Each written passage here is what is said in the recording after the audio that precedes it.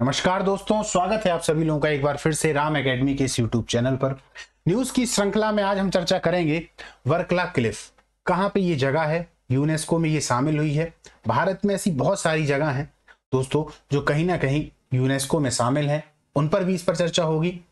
UNESCO से संबंधित जो भारत में लेकर स्थल हैं उससे जुड़े जितने भी प्रश्न हैं उन सब पर चर्चा होगी दोस्तों। आपके जितने भी कंफ्यूजन है वो पूरे पूरे चले जाएंगे। साथ ही साथ में ये जो वर्कला क्लिफ है एक स्थान है जो कि एक युग से संबंधित है, उससे जुड़ी भी पूरी जानकारी आप लोगों को मिल जाएगी। चलिए इस क्लास को चालू करते हैं। शुरुआत में देख लेते हैं किस किस पर चर्चा होगी। जो लोग टेलीग्राम से नहीं जुड़े हैं वो लोग टेलीग्राम से जरूर जुड़ जाएं। इसका जो पीडीएफ है वो आपको टेलीग्राम पर मिलेगा। सबसे पहले हम परिचय देखेंगे, चर्चा में क्यों है, स्थान क्यों मिली यूनेस्को से मान्यता, यूनेस्को की स्थापना के बारे में देखेंगे, कैसे मिलती है मान्यता, भारत के अन्य स्थल, वर्कला की चुनौतियां, मतलब कि एक ऐसा स्थान है जिसको यदि यूनेस्को ने कहीं ना कहीं उसके लिए मान्यता दी है तो फिर इसमें चुनौतियां भी कुछ होंगी, मतलब उनका जो संरक्षण है वो भी करना आवश्यक है। पर क्या क्या समस्याएं आ रही हैं, वैज्ञानिक और सांस्कृतिक महत्व जो सबसे ज्यादा जरूरी है, अंत में निष्कर्ष, और फिर इसके बाद में एमसीक्यूज जो हर बार की तरह होते हैं। चलिए आगे चलते हैं। परिचय। वर्कला क्लिफ केरल के अरब सागर तट पर स्थित एक भूगर्भीय चमत्कार है। अब चमत्कार क्यों है?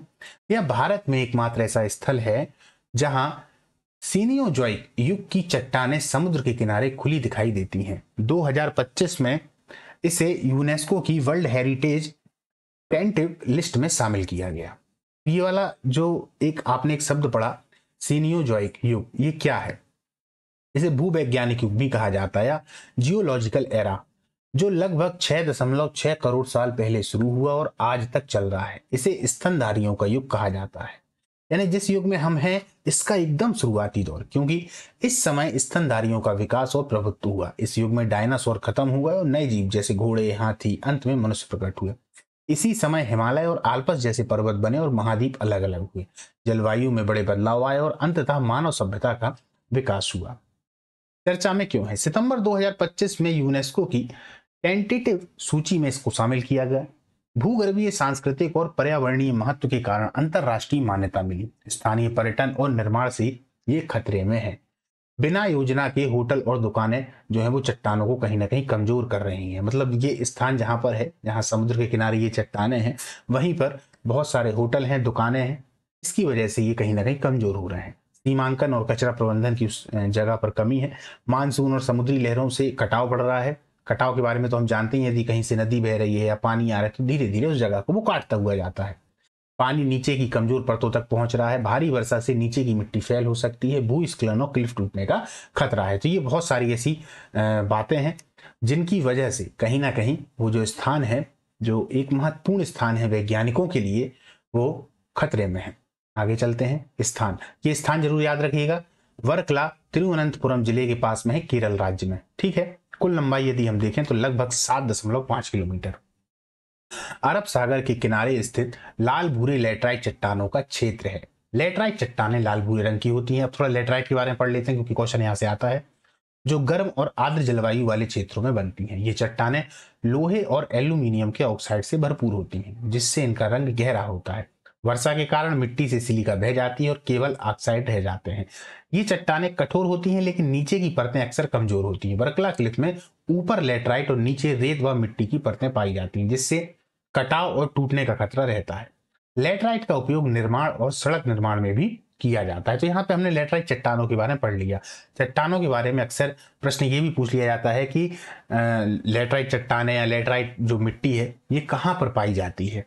तो इसको भी आप लोग याद रखिएगा। यहाँ से जहां से भी आपके क्वेश्चन बनते हैं उस टॉपिक को मैं जरूर यहाँ पर लेके आता हूँ। चलिए आगे चलते हैं। अब स्थान हम देख लेते हैं कि कहाँ कहाँ पर है। ये जो लेटराइट चट्टानें हैं ये कहाँ कहाँ पर हैं। तो केरल में वर्कला क्लिफ, ये एक स्थान का नाम है। मलाप्पुरम, कन्नूर, कर्नाटक में चिकमंगलूर, उडुपी, दक्षिण कर्नाटक। गोवा में अगर देखा जाए तो तटीय क्षेत्रों, विशेष रूप से जो पश्चिमी घाट है। महाराष्ट्र में कोंकण क्षेत्र है, रत्नागिरी है, सिंधुदुर्ग है।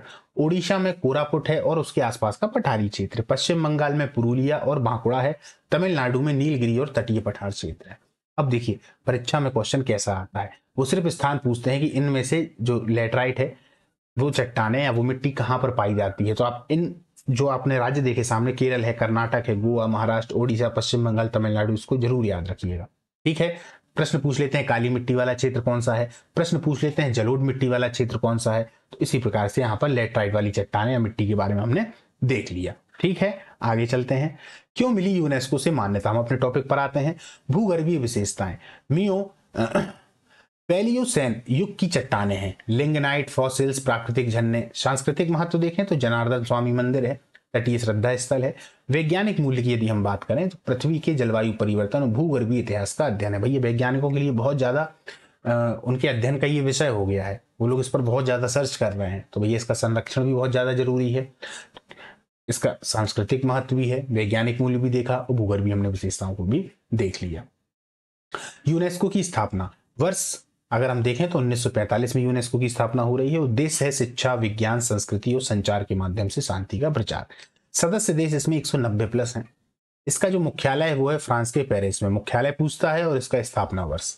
मध्य प्रदेश के, चूंकि आप लोग पेपर बहुत ज्यादा देते हैं और इस समय पर वैकेंसी बहुत सारी आई हुई हैं, तो ये आप लोगों के लिए जरूरी हो जाता है। मध्य प्रदेश के यूनेस्को जो विश्व धरोहर स्थल है वो कौन कौन से हैं, तो देखिए खजुराहो समूह के जो मंदिर हैं वो हैं। स्थान कौन सा है, तो छतरपुर जिला, 1986 में। ठीक है, अब ये लाइन से ही दिखेंगे आपको पूरे 1986 में। ऐसा प्रश्न आता है कि मध्य प्रदेश में सबसे पहले यूनेस्को ने अपनी विश्व धरोहर में किसे शामिल किया मध्य प्रदेश में, तो भैया खजुराहो के जो मंदिर हैं। ठीक है, विशेषता है नागर शैली के हिंदू और जैन मंदिर, प्रेम और आध्यात्मिकता की मूर्तियां हैं। फिर है सांची स्तूप, ये रायसेन जिला भोपाल के पास में है, इसे 1989 में किया गया शामिल। विशेषता है सम्राट अशोक के द्वारा निर्मित बौद्ध स्तूप, स्तंभ और विहार। तीसरे नंबर पर है भीमबेटका शैल आश्रय, स्थान है रायसेन जिला, वर्ष 2003 में। विशेषता है प्राग ऐतिहासिक गुफा चित्र, मानव सभ्यता के शुरुआती प्रमाण। अब देख लेते हैं टेंटेटिव सूची में शामिल स्थल। अभी हम देखेंगे कि ये सूची क्या होती है। भेड़ाघाट, संगमरमर घाटी और धुआंधार जलप्रपात, ये जबलपुर वाला। विशेषता है नर्मदा नदी के किनारे सफेद संगमरमर की घाटियां और जलप्रपात है, यहाँ आप लोग आए होंगे। सतपुड़ा टाइगर रिजर्व, स्थान है नर्मदापुरम जिला। विशेषता है जैव विविधता से भरपूर वन क्षेत्र, वन्यजीव और सांस्कृतिक महत्व। कैसे मिलती है मान्यता, देश पहले स्थल को टेंटेटिव लिस्ट में नामित करता है, विस्तृत मूल्यांकन और रिपोर्ट तैयार की जाती है, यूनेस्को की समिति द्वारा समीक्षा और स्वीकृति, मान्यता मिलने पर संरक्षण और वैश्विक पहचान मिलती है।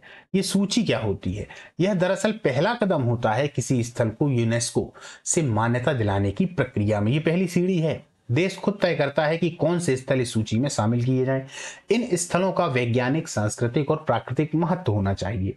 टेंटेटिव सूची में शामिल होने के बाद विस्तृत रिपोर्ट और मूल्यांकन होता है। यदि यूनेस्को की समिति संतुष्ट होती है तो उस स्थल को वर्ल्ड हेरिटेज साइट घोषित किया जाता है। भारत की टेंटेटिव सूची में 2025 तक 69 स्थल शामिल हैं, यानी 69 जो स्थल हैं वो शामिल है किसमें, टेंटेटिव सूची में। फिर वो चेक करेंगे, यदि है तो बाद में वो वर्ल्ड हेरिटेज साइट के रूप में घोषित हो जाएगी। ठीक है, चलिए भारत के अन्य स्थल को देखें तो कुल मान्यता प्राप्त स्थल हैं 42 जिनको मान्यता मिल गई है। ठीक है, और अभी हमने जो टेंटेटिव थे वो कितने थे, तो वो 69 थे, यहां भी लिखा है। हालांकि थोड़ा सांस्कृतिक देखे जाए, ताजमहल है, कुतुब मीनार है, हम्पी है, हम्पी की जो मंदिर है कर्नाटक में। प्राकृतिक रूप में देखा जाए तो काजीरंगा जो उद्यान है, सुंदरबन है, वेस्टर्न घाट है। मिश्रित में देखें तो कांग चेजा जोंगा ये नेशनल पार्क है। और टेंटेटिव लिस्ट में हमारे 69 स्थल हैं 2025 तक। इन आंकड़ों को जरूर याद रखिएगा। वर्कला की चुनौतियां क्या है, मानसून और समुद्री कटाव से चट्टानों को खतरा है, क्योंकि यदि चट्टानें नहीं रहेंगी तो फिर हम किस पे एक तरीके से देखा जाए तो सर्च कर पाएंगे। भाई चट्टानों का होना तो वहाँ जरूरी है, और वो वहाँ पर होंगी भी तभी क्योंकि उनके पास में कहीं ना कहीं वो प्रकृति ही उनकी इस तरीके से है, उनमें बदलाव आते जाएंगे, धीरे धीरे उन बदलावों को भी देखा जाएगा। तो इसलिए उनका वहाँ रहना भी जरूरी है दोस्तों, और उनका बचे रहना भी जरूरी है। अनियंत्रित निर्माण और पर्यटन दबाव, विशेषज्ञों ने 600 मीटर क्षेत्र की को एक तरीके से निर्माण मुक्त रखने की सलाह दी है। विशेषज्ञ कह रहे हैं 600 मीटर में तो भैया यहाँ पर आप किसी भी चीज का निर्माण ना करें। होता क्या है कि आदमी अपने अपने घर बना लेंगे या रेस्टोरेंट बना लेंगे, तो या फिर वहां पर कुछ ना कुछ सरकार के द्वारा ही बना दिया जाता है। तो जब ऐसी चीजें बनने लगती हैं तो हानि पहुंचती है उस जमीन को, और जब जमीन को हानि पहुंचेगी तो चट्टानों को भी हानि पहुंचेगी, है ना। चलिए आगे चलते हैं। वैज्ञानिक और सांस्कृतिक महत्व, भूगर्भीय विविधता, मार्स जैसे खनिज, समुद्री अवसाधन। सांस्कृतिक विरासत में देखें तो हजारों श्रद्धालु तटीय अनुष्ठानों में यहाँ भाग लेते हैं। पर्यावरणीय अध्ययन और भू पर्यटन के लिए ये एक आदर्श स्थल है। निष्कर्ष, वर्कला क्लिफ भारत का अनोखा भूगर्भीय और सांस्कृतिक स्थल है। यूनेस्को की मान्यता से वैश्विक संरक्षण और पर्यटन को बढ़ावा मिलेगा। संतुलित विकास और संरक्षण की इस समय आवश्यकता है। क्लियर, ये निष्कर्ष था। क्योंकि यूनेस्को जब इसको मान्यता दे रहा है तो फिर इसको वैश्विक संरक्षण मतलब उनकी तरफ से इसको संरक्षण भी मिलने लगेगा, इसकी देखभाल भी होने लगेगी। और लोग जब देखेंगे कि भैया यूनेस्को ने दे रखा है तो फिर पर्यटन की दृष्टि से भी इसको बढ़ावा मिलेगा, क्योंकि लोग देखेंगे कि भैया यूनेस्को ने अपने में शामिल किया, कुछ तो बात होगी, लोग देखने आएंगे। ठीक है, आगे चलते हैं। अब आज के हमारे जो एमसीक्यूज है, वर्कला क्लिफ को किस वर्ष यूनेस्को की टेंटेटिव सूची में शामिल किया गया है? तो भैया इसी वर्ष किया गया है, 2025 में, अभी हाल ही की घटना है। वर्कला क्लिफ किस राज्य में स्थित है? तमिलनाडु, केरल, कर्नाटक या गोवा? तो कहां पर स्थित है दोस्तों? ये केरल में स्थित है। वर्कला क्लिफ की चट्टानें किस युग की हैं? अब इसका आंसर आपको देना है। क्लियर है? चलिए आगे चलते हैं। यूनेस्को का मुख्यालय कहां स्थित है? New York, London, Paris, Geneva? तो कहां पर स्थित है? इसका आंसर भी आपको ही देना है। ठीक है, अब लास्ट हमारा जो आज का क्वेश्चन है वो है, भारत में यूनेस्को द्वारा मान्यता प्राप्त स्थलों की संख्या 2025 तक कितनी है? 35, 42, 50 या 69 या 69?